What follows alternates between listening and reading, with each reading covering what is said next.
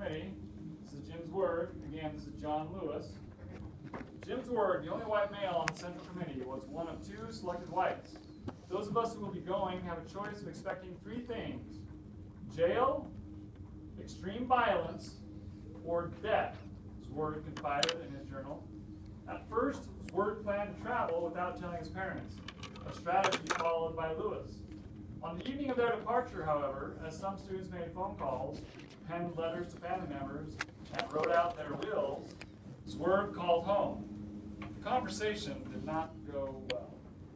"You can't do this," said his mother. "Don't go," she pleaded. Mrs. Word reminded her son of his father's weak heart. Dr. Word, Jim's father, had his first heart attack while Jim was in high school. "You've killed your father," she concluded. Then she hung up on her son. Jim's Word did not waver.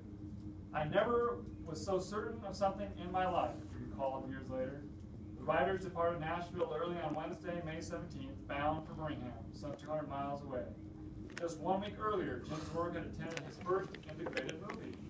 Now, fully expecting to be killed during his journey, he sat at the front of the bus beside Freedom Rider Paul Brooks, a Negro.